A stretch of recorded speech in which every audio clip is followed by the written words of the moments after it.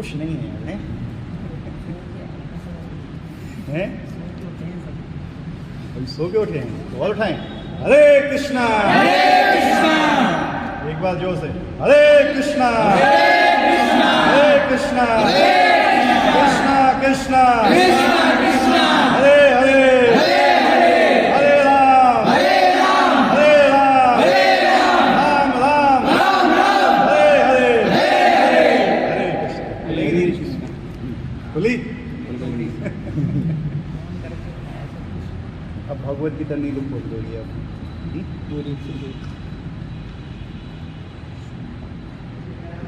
कौन सा श्लोक था? 11वां।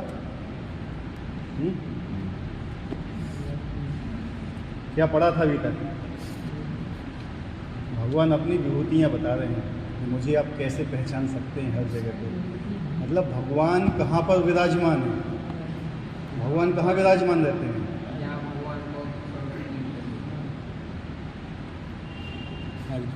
पर्सनली कहाँ होते हैं? सभी के अंदर, सभी जीवों के अंदर। भगवान अपने गोलोक वृंदावन धाम में रहते हैं, अपनी शक्तियों के रूप में वो हर जगह उपस्थित रहते हैं, हर जगह।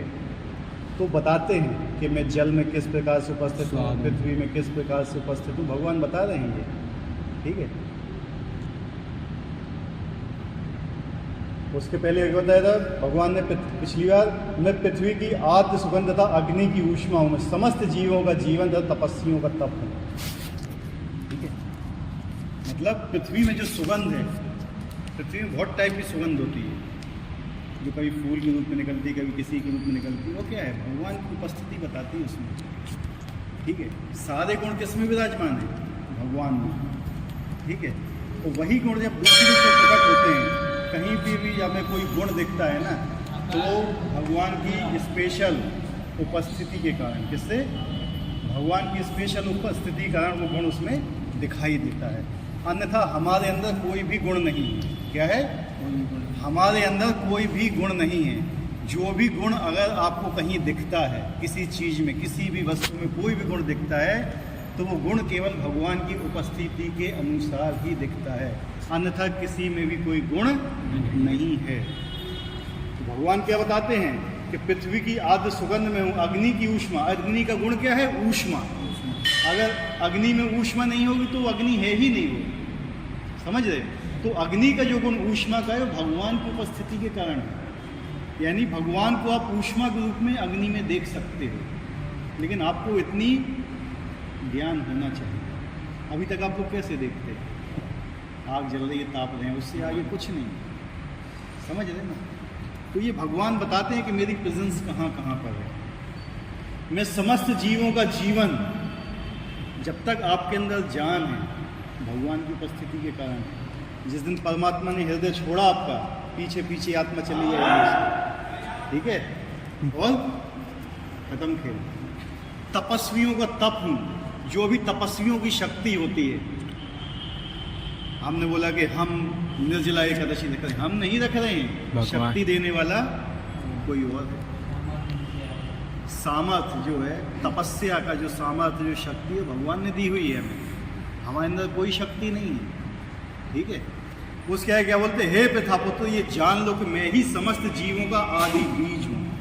जितनी भी चीज़ आपको दिख रही हैं, चर अचर, जो मतलब चल रही हैं और स्थिर हैं एक जगह पे, उनकी उत्पत्ति का केवल एक ही कारण है, वो है स्वयं भगवान। अन्यथा उनकी उत्पत्ति हो ही नहीं सकती है। बुद्धिमानों की बुद्धि तथा समस्त तेजस्वी पुरुषों का तेज है। वो कहता है मैंने टॉप कर लिया, मैंने टॉप कर लिया, लेकिन ये भूल जाता है कि बुद्धि किसने दी है? भगवान ने। भगवान ने। ये अहंकार आ जाता है आदमी के अंदर, मेरा है। यहाँ मैं और मेरा का सवाल आया था, ये मैं हूँ और ये मेरा है, ये चीज़ मुझसे संबंधित है, वो है अहंकार। जहाँ पे ये भावना रहती है कि ये सब क्या है? भगवान का है, और भगवान ने मुझे इनकी सेवा करने के लिए चुना हुआ है। अगर मैं एक यहाँ पे आके एक प्रवचन देता हूँ, मतलब किसी को, और मैं सोचता हूँ कितने लोग मेरे फॉलोअर हैं, तो मैं नंबर 1 का पाखंडी हूँ। क्या है? ये आप लोग में से कोई भी मेरा फॉलोअर नहीं है, लेकिन मुझे एक सेवा दी है भगवान ने आप लोगों तक उनका संदेश पहुंचाने के लिए, दैट्स ऑल। अगर आप लोग उस चीज़ को रिसीव करते हो तो भगवान ने निमित्त बनाया है केवल, ठीक है। मुझे एक सेवा का अधिकार दिया है कि आप लोग की मैं सेवा कर सकूं, ये होता है। अगर मैं ये सोचता हूँ कि मेरे साथ इतने लोग हैं, ये मेरे फॉलोअर हैं, जैसा मैं कहूँ वैसा करें, ये गलत है। आप लोग को वैसा करना है जैसा गुरु परंपरा के अनुसार भगवान ने शिक्षा दी है। आपको ये नहीं बोलना है कि कल मैं ये बोलने लगूँ कि तुम जैसा मैं बोल रहा हूँ वैसा करो, नेवर, वो आज्ञा मत मानना तुम लोग कभी, ठीक है। किसी पे बैठ के बोल रहा हूँ कि जिस दिन भी मैं आपसे बोलूँ कि नहीं मैं बोल रहा हूँ करो, मत करना। लेकिन हाँ, जब ये बोला है कि गुरु परंपरा के अनुसार ये शिक्षा है तुम्हें वैसा करना है, तब आप निश्चिंत होकर करिए, क्योंकि वो आदेश मेरा नहीं है, वो गुरु परंपरा से भगवान का आदेश है, ठीक है। मेरे आदेश में क्या हो सकती है, त्रुटि हो सकती है, क्योंकि हम पूर्ण नहीं हैं, लेकिन भगवान पूर्ण है, और जो वहाँ से आ रहा है संदेश वो भी पूर्ण है। तो जो भी ये बताता है वो आपको फॉलो करना है। कोई व्यक्ति अपनी तरफ से कुछ बोलता है उसको कभी भी फॉलो नहीं करना है, क्योंकि ज्ञान कहाँ से आता है, यहाँ से। ये सूर्य है, मैं सूर्य नहीं हूँ।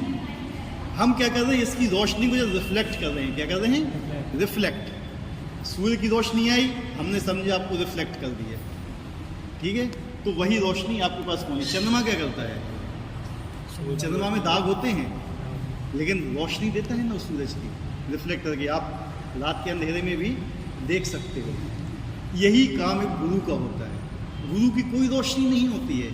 जैसे चंद्रमा में धब्बे होते हैं, वैसे ही हमारे अंदर भी कमियां होती हैं। मैं ये नहीं बोलता हूँ कि मैं पूरा 100% शुद्ध हूँ, मेरे अंदर कोई कमी, मेरे अंदर भी कमियां हैं, आपको दिखेंगी ही, क्योंकि चांद में भी धब्बे होते हैं, लेकिन फिर भी वो प्रकाश देता है ना प्रकाश। तो इसी प्रकार से गुरु का काम होता है। इसी प्रकार से आप लोग भी आगे चल के सब ये करोगे तो आपके अंदर कमियां हो सकती हैं, लेकिन अगर आप इसके संदेश में कोई तोड़ मरोड़ नहीं करोगे तो इसका संदेश जो है ना प्रॉपर है, वो लोगों को चेंज कर सकता है। लेकिन जो आपका संदेश रहेगा वो लोगों को चेंज नहीं कर पाएगा। तो बुद्धिमानों की बुद्धि, ये बुद्धि कौन देता है, भगवान देते हैं बुद्धि। तो हमारे अंदर कोई बुद्धि नहीं है, तो जितनी भी बुद्धि है वो भगवान किसके अनुसार देते हैं, कितना हमारे पास समर्पण है भगवान के प्रति, हम भगवान पर कितना आश्रित हैं, ठीक है।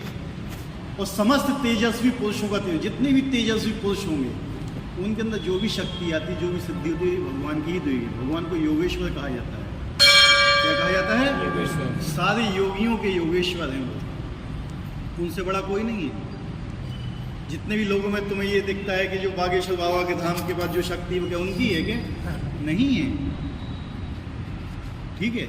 शक्ति किसकी है, उसकी है शक्ति। लेकिन वो अगर उस शक्ति का इस्तेमाल भगवान की सेवा के लिए कर रहे हैं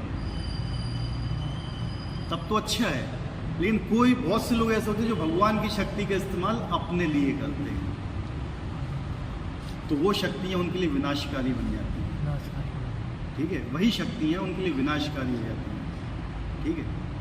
हनुमान जी के पास कितनी शक्ति थी, कभी उनने अपनी शक्ति के लिए इस्तेमाल किया, अपने लिए इस्तेमाल की उनने कोई शक्ति। अष्ट सिद्धि नवनिधि के दाता अश्वदीन जानकी माता, किसने दी थी उनको शक्तियाँ, जानकी मैया ने दी थी। अष्ट सिद्धि नौ निधि बहुत कम लोगों के पास होती है, और उन्होंने उसको किसकी सेवा में लगाया, उन्हीं की सेवा में लगाया, ठीक है। लेकिन आजकल के लोग को जरा सा 2-4 मंत्र आने लगते हैं ना, बस वो ये समझ लगता है कि मैं ही भगवान हो गया, और तो सब बेकार है, ठीक है। ये चीज़ समझो। अब आज का श्लोक है, बलम बलवताम चाहम काम राग विवर्जितम धर्म विरुद्धो भूतेषु कामोस्मि भरतर्षभा। मैं बलवानों का कामनाओं तथा इच्छा से रहित बल हूँ। क्या बोला है, मैं बलवानों का कामनाओं तथा इच्छा से रहित बल हूँ। हे भक्त श्रेष्ठ अर्जुन, मैं वह काम हूँ जो धर्म के विरुद्ध नहीं है। क्या समझ में आया इसमें, अश्वनी क्या समझ में आया, बल क्या समझ में आया इसमें, हैं? मतलब एक जो बलवान व्यक्ति होता है उसका जो भी बल होता है, हाँ लेकिन वो कामना और इच्छाओं से रहता हो, मतलब उसकी कामना ना हो बल के प्रति, हाँ हाँ, वो है। Very good. ठीक है, लोग क्या कहते हैं, शीशे के सामने देखते हैं डंबल उठा के, 100 बार डंबल भारी हो जाएंगे, अभी हुआ, फिर उसको देखेंगे अभी हुआ नहीं, अभी फिर भानेंगे, फिर सिटअप्स मारेंगे, फिर पुशअप्स मारेंगे, फिर जाके ऐसे खड़े होंगे। हाँ, दिख रहा है कुछ? क्या है ये? अहंकार। क्या है ये? अहंकार। मैं शरीर हूँ, शरीर को मान रहे हैं अपने आप। बल अगर भगवान ने आपको दिया हुआ है, शक्ति दी हुई है, भीम के पास कितना बल था? 10,000 हाथियों के बराबर बल। किसकी सेवा में लगाया उसने? भगवान की। तो भाई दुर्योधन के पास भी इतना ही बल था, किसकी सेवा में लगाया उसने? अपनी। हनुमान जी के पास कितना बल था? किसकी सेवा में लगाया? देख लो, जिसने भगवान की सेवा में लगाया उनकी स्थिति देख लो, जिसने अपनी सेवा में लगाया उसकी स्थिति देख लो। 10,000 हाथी के बराबर बल तो दुशासन में भी था। द्रौपदी की वस्त्र हरण करने में लगाया था उसने अपना बल, है? ये होता है।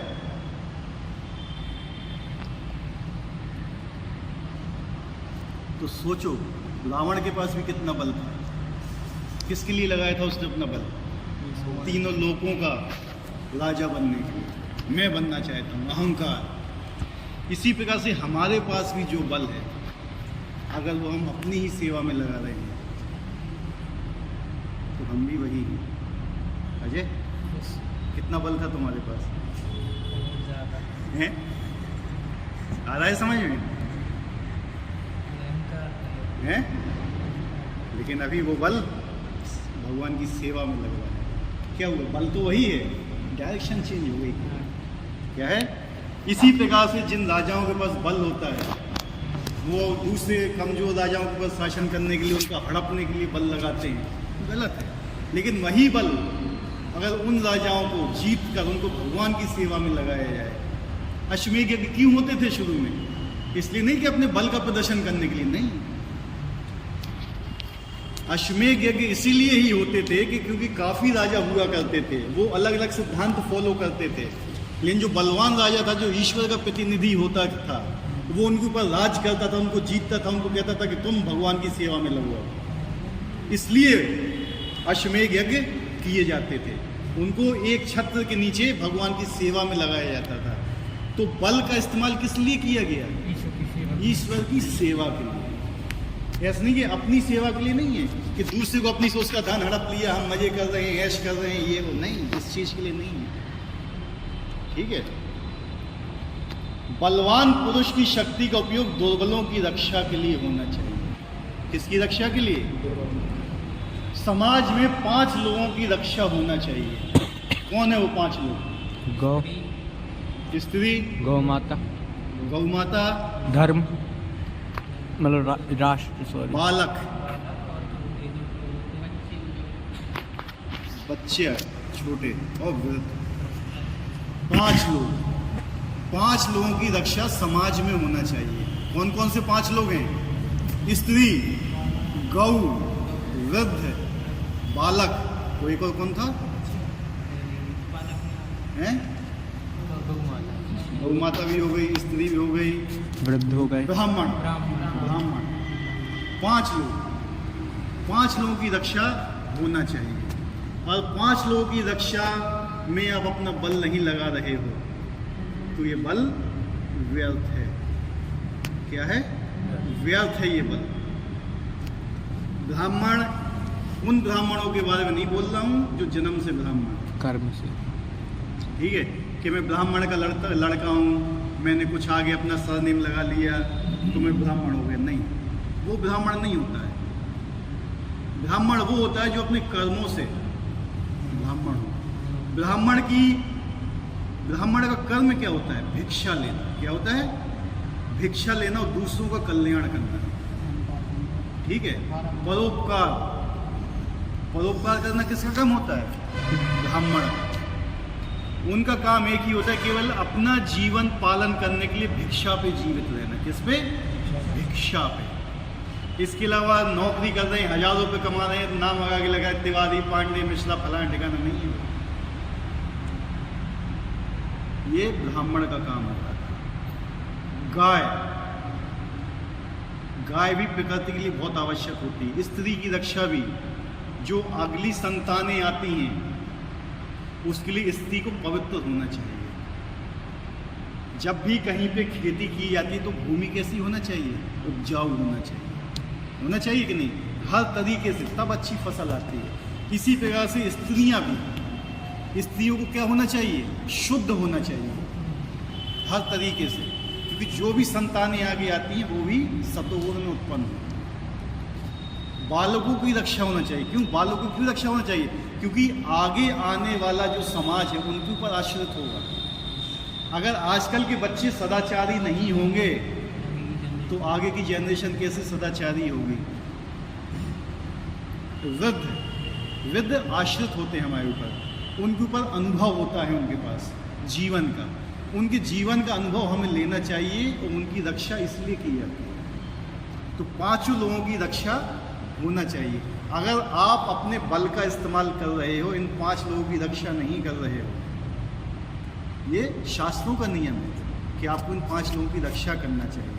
और जो लोग इन 5 लोगों की रक्षा नहीं करते, इन्हीं को मारते, इन्हीं को काटते, इन्हीं को वो करते हैं, तो समझ लो कि वो अपने बल का दुरुपयोग कर रहे हैं।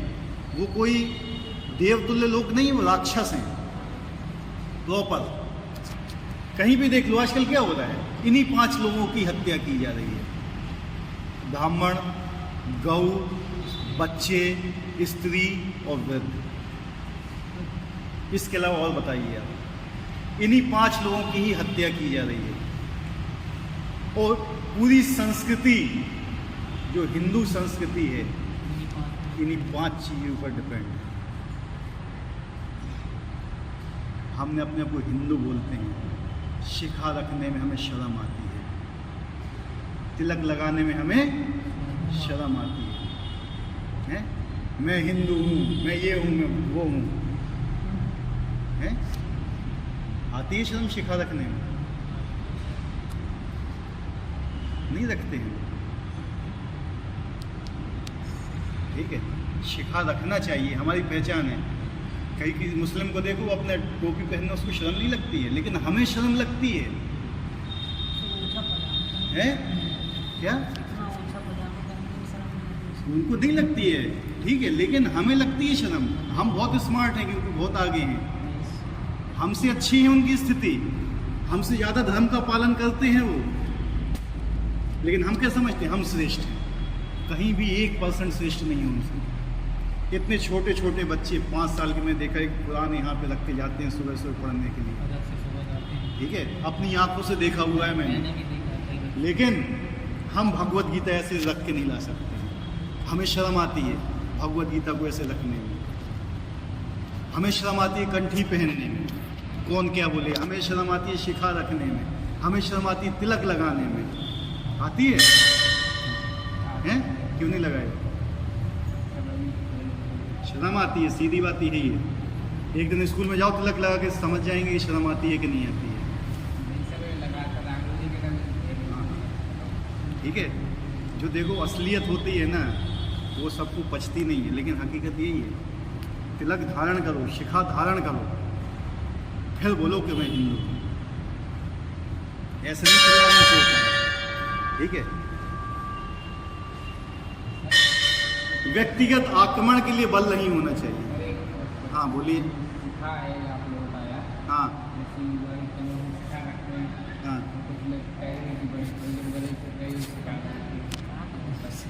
तुम उनके हिसाब से जीना है कि अपने शास्त्रों के हिसाब से जीना है? एक कहावत सुनी, हाथी चला बाजार और कुत्ते भौंकते भौंके हजार। सुना है? तो कुत्ता जब भौंकता है तो हाथी रुक जाता है क्या? नहीं, रुकता कौन है? जो कुत्ता होता है वो भौंकता है उनके पीछे। और वैसी स्थिति है तो भौंकना उनके पीछे, यार हाथी हो गए तो फिर भौंकना मत। समझ लो स्थिति तुम्हारे पास है।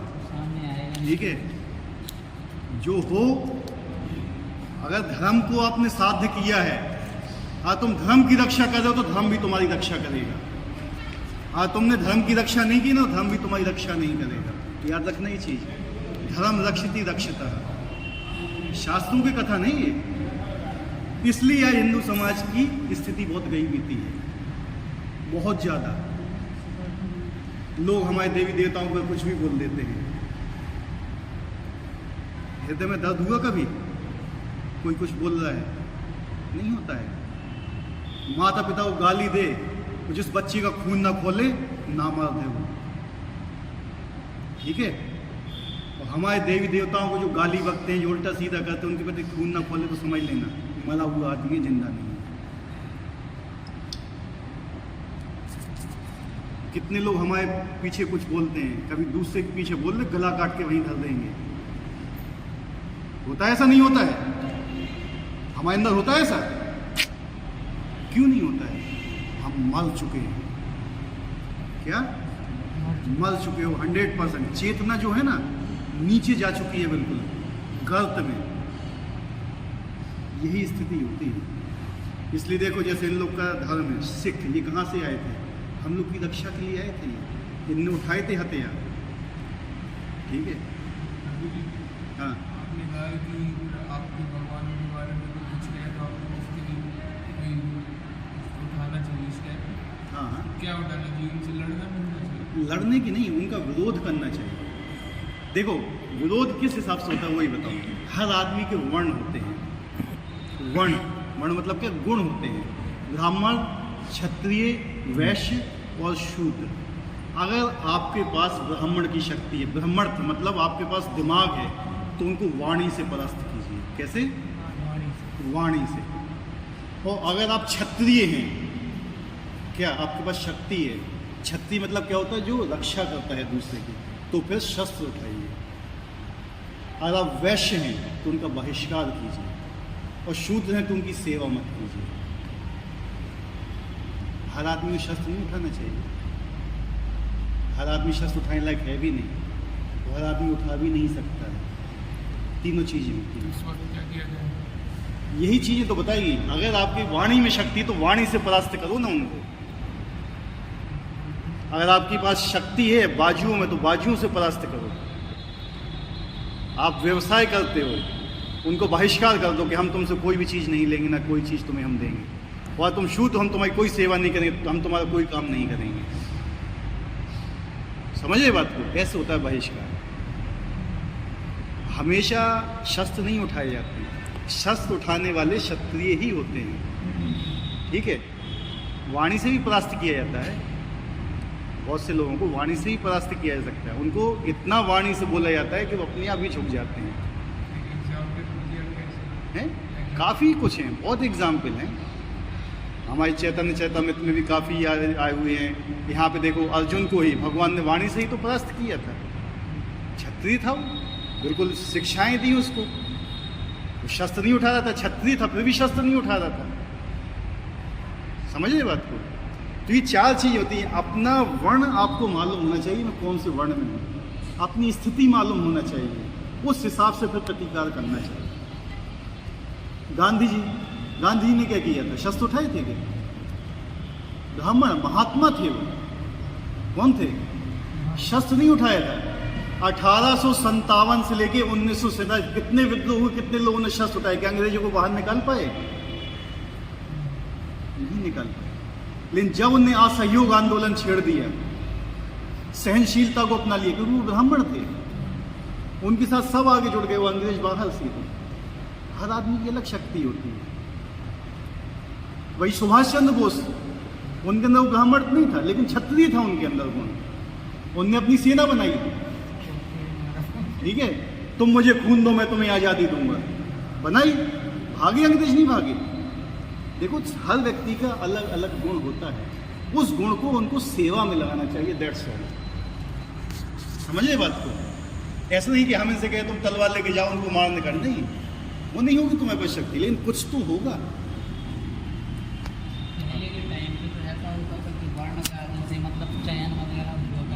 आज नहीं होता है ना, वो संस्कार तो सब गए। अभी याद है, वो आगे समझा रहा हूँ, इसी में है आगे। इसी प्रकार धर्म सम्मत मैथुन संतान उत्पत्ति के लिए होना चाहिए, अन्य कार्यों के लिए नहीं। समझ रहे हो? आजकल जो मैथुन का उपयोग होता है केवल संतान की उत्पत्ति के लिए होना चाहिए। ये बताया है शास्त्रों में, यही आयुर्वेद में बताया गया है। अगर अभी आप सोचो कि क्या ये आपके जीवन में लागू होता है?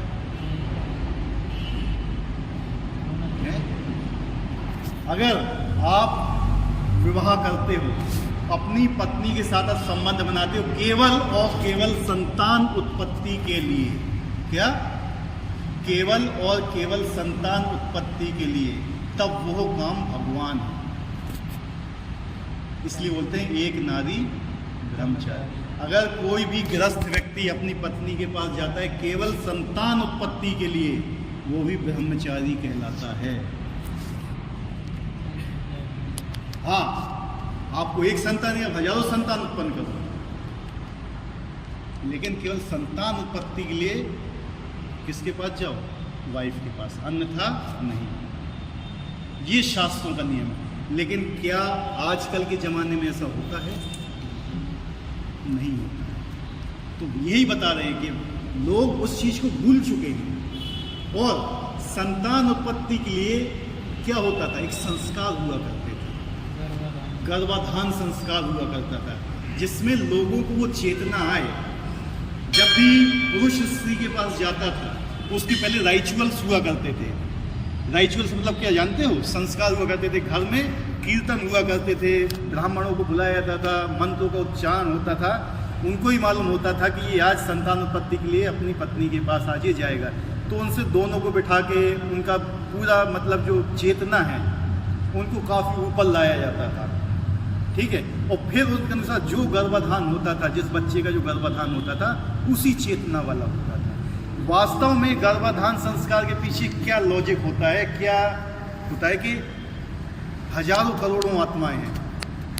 आत्माएं रजोगुणी भी हैं, मतलब जिनमें रजोगुणी नेचर है। आत्मा में नहीं होता है, आत्मा तो बिल्कुल शुद्ध होती है, लेकिन जो सूक्ष्म जीव होते हैं, जीव बोला जाए तो सतोगुणी भी होती है, रजोगुणी भी, तमोगुणी होती है।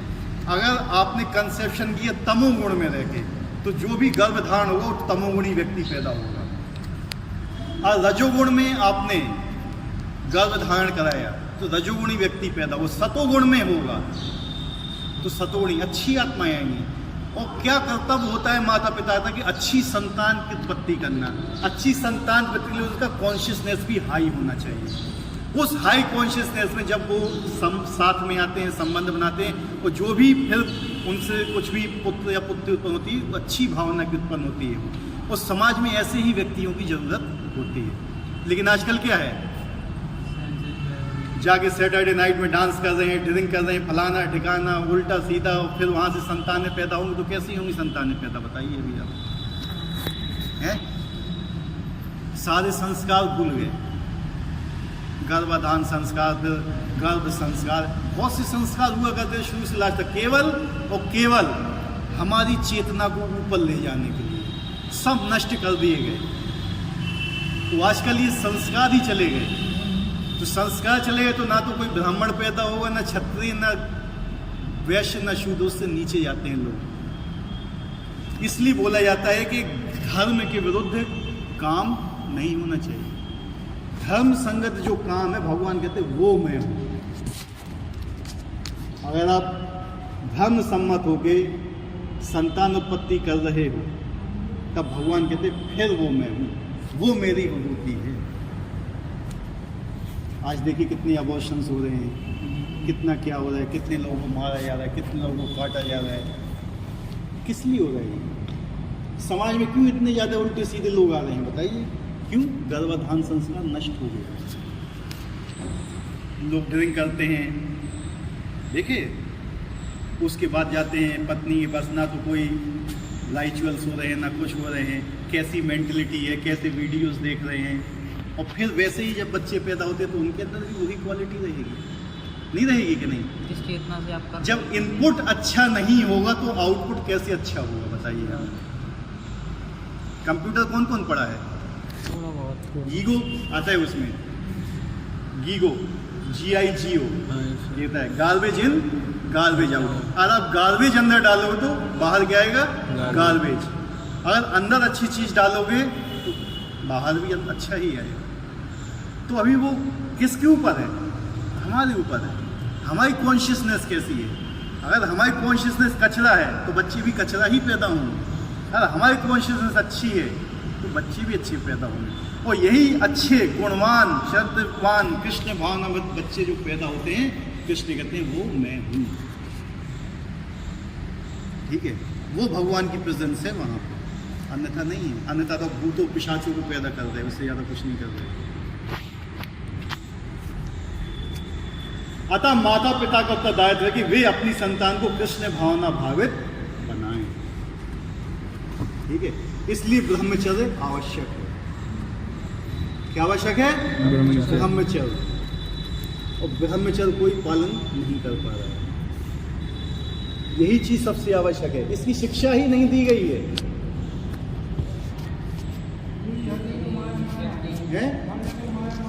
क्या माया है? तो तुम भी माया हो, तो जो तुम बोल रहे हो वो भी माया ही बोल रहे हो, फिर तुम्हें क्या नहीं हो पाता?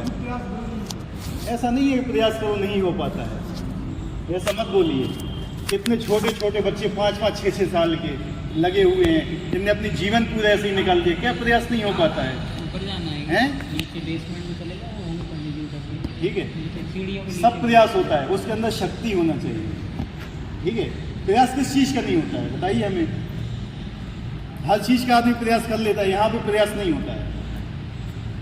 एक IITS बनना है तो उसके लिए कितना प्रयास करता है आदमी जिंदगी भर? DM बनने के लिए कितना ब्रह्मचर्य धारण करने के लिए क्यों प्रयास नहीं कर सकता है? क्योंकि करना नहीं चाहता है। That's all. कारण केवल एक ही है कि कोई भी चीज करने के लिए अगर आप उसको करना चाहो तो कोई बहाना नहीं होता है।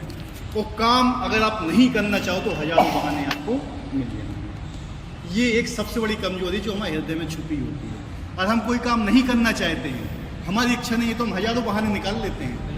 और हमें करना है तो कोई भी बहाना नहीं चलता है, आप कर ले जाओगे उसको। कोई भी चीज असंभव नहीं है दुनिया में।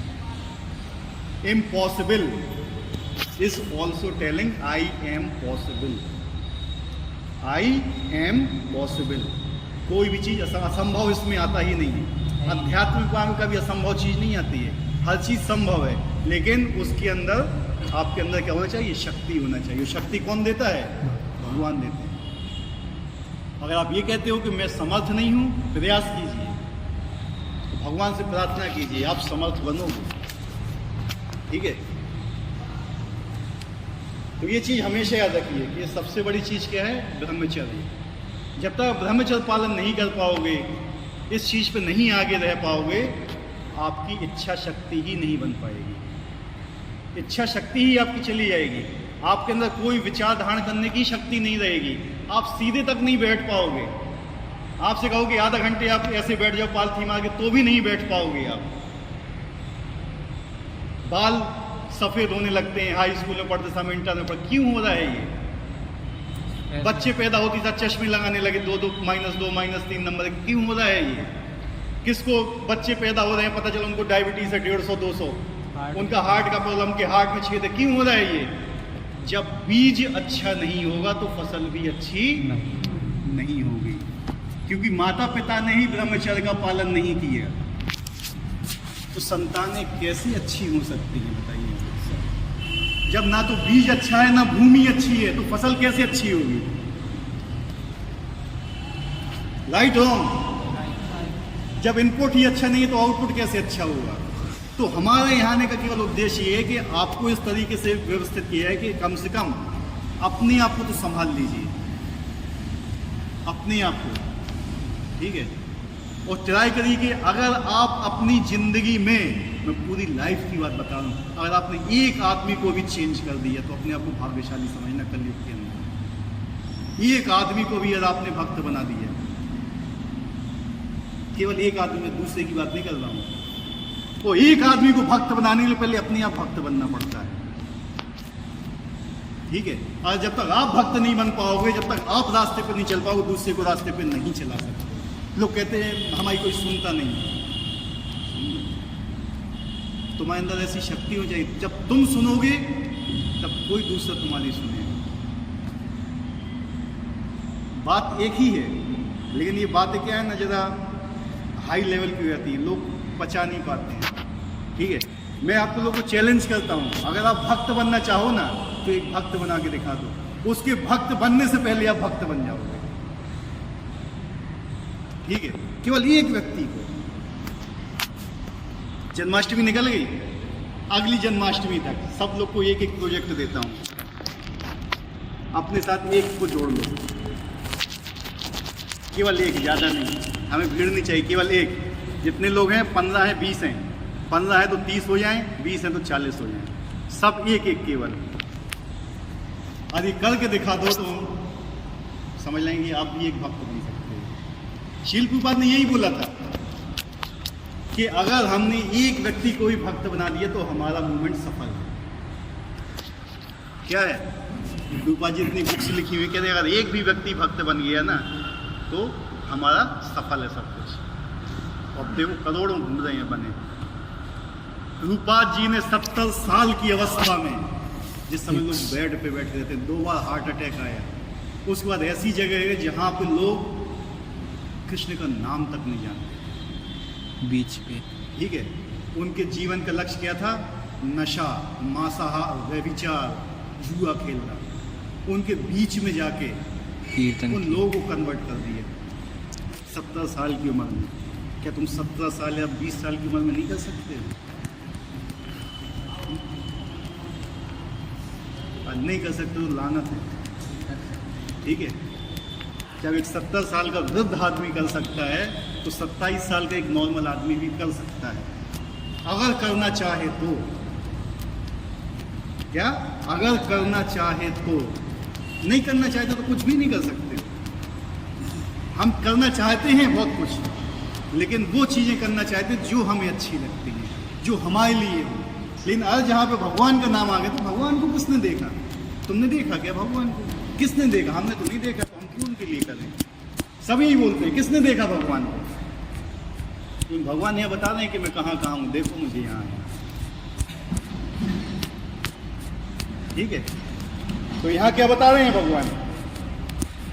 हर एक माता पिता का उत्तरदायित्व है, हर माता पिता का, कि वे अपनी संतान को कृष्ण भावना भावित बनाएं। अगर संतान कृष्ण भावना भावित बनती है तो पुत्र कहलाती है। क्या कहलाती है? नहीं तो मूत्र कहलाती है, त्याग देने योग्य। क्योंकि संतान की उत्पत्ति और मूत्र की उत्पत्ति एक ही जगह से होती है। अगर वो संतान भगवान की सेवा में लग रही है तो वो संतान है, नहीं तो मूत्र के समान है, त्याग दो उसको। यह है भगवद गीता का संदेश। तो सोचो कि स्थिति कहाँ पर है। देखो अभी समाज में क्या पुत्र हैं वास्तव में? क्या संतानें हैं वास्तव में?